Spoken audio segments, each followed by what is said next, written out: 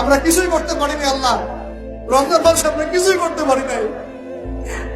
আমাদের মতো গুনাহগারকে আল্লাহ তুমি সেই কাতারে শামিল করো। পুরো রমজানে আমরা আমাদের গাজার ভাইদের জন্য কিছুই করতে পারি নাই, একটা টাকা সাদাকা পাঠাতে পারি নাই, ওদেরকে এক বেলার খাবার দিতে পারি নাই।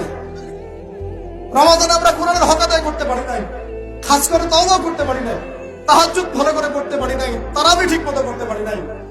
রোজা রেখেছি কতটা রোজা রাখার মতো, আল্লাহ যেভাবে তোমার নবী সাহাবীরা আমল করেছিলেন এরকম আমল আমরা করতে পারি নাই।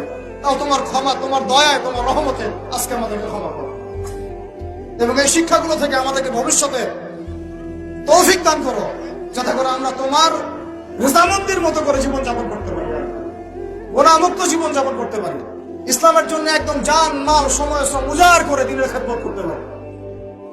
দিন ইসলামকে আল্লাহ পাকের জমিনে আমরা দুর্বল থাকতে দিব না ইনশাআল্লাহ।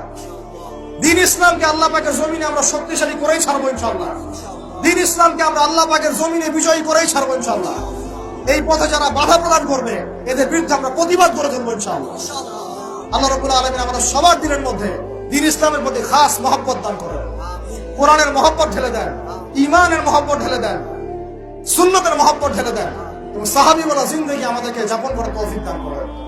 আল্লাহ রাব্বুল আলামিন আজকের এই খুশির দিনে, গুনাহ মাফের দিনে আল্লাহ পাক আমাদের সবাইকে ক্ষমা করে দেন এবং যে ভুল ত্রুটিগুলো আমাদের দ্বারা হয়েছে আল্লাহ পাকের সমস্ত ভুল ত্রুটিগুলো মাফ করে দেন এবং আগামীতে যেন এমন ভুল ত্রুটি না হয়, রমাদানের শিক্ষাগুলোকে নিয়ে পুরো বছর আমাদেরকে জীবনযাপন করার তৌফিক দান করে দেন।